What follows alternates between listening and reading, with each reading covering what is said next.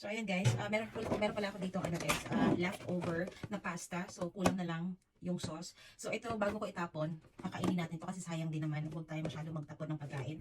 So meron ako ditong sauce. Lloyd Grossman tomato and chili sauce. Ayan, ito yung gagamitin nating sauce. And para may konti tayong hahaluan natin pala ng corn. And hahaluan natin ng konting pork chop. So, maglalagay tayo nito. So, madali lang to siya guys. Yun yung gagawin nating pagkain today. Lunch pala, magiging lunch natin for today's video.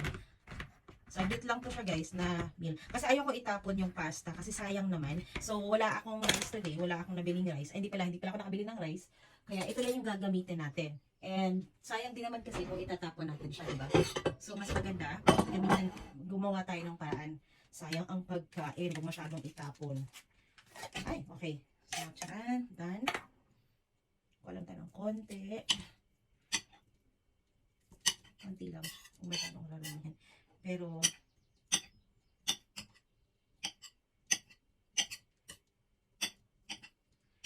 liit-liitin lang natin ito siya guys. Maliit na part.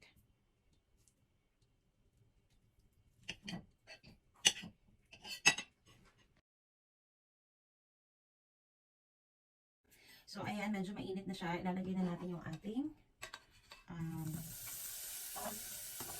meat, yung ham.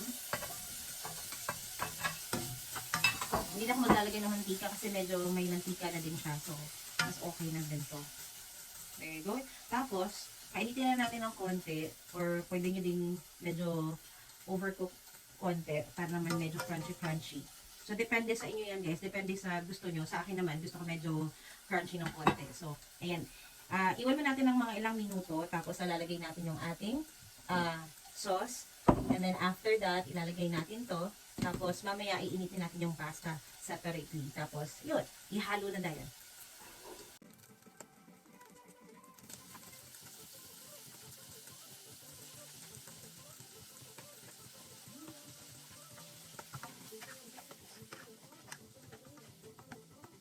Hinalo ko na yung ating corn. Yung ko na lang siyang hinalo guys. So, yan.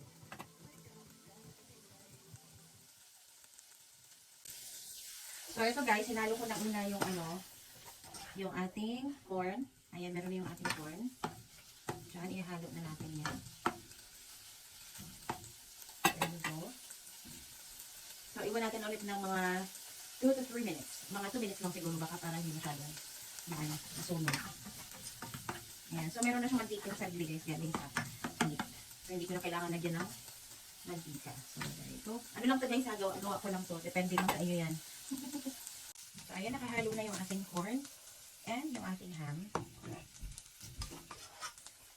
Konting halo na lang. Tapos lalagyan na natin yung ating, of course, yung ating Lloyd Grossman.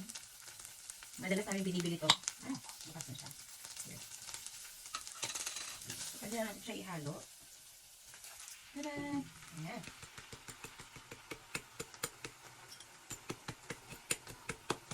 So, hindi natin ihalo yung pasta, guys. Para hindi masayang.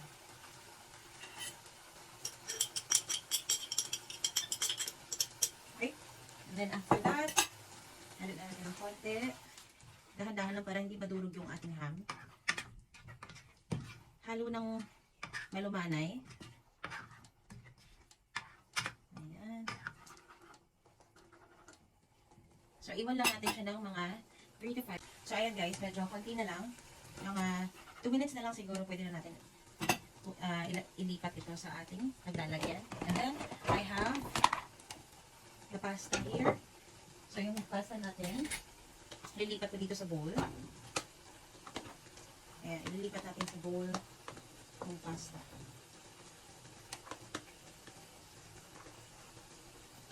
So, kung gano'n lang karami yung sa tingin mo kaya mong ubusin.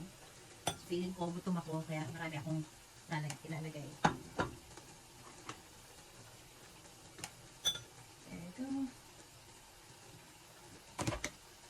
So, after, syempre, malapit na ito matapos. Kaya lalagyan na natin yung ating pasta.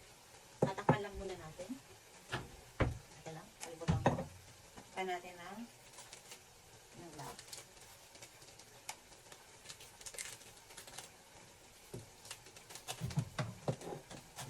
Bago natin ilagay sa bubutasan natin muna ito.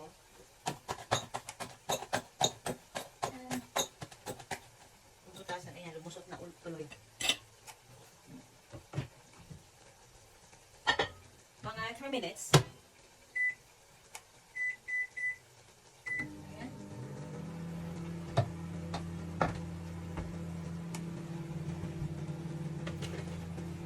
There we go.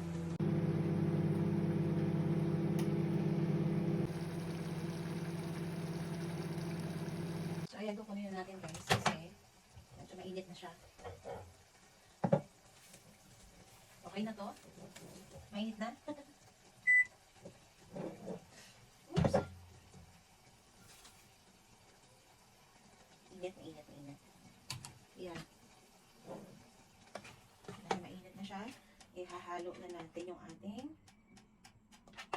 force. Ayan. Masyado.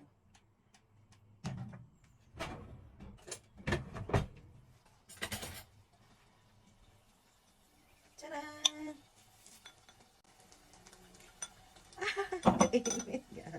Tcharan!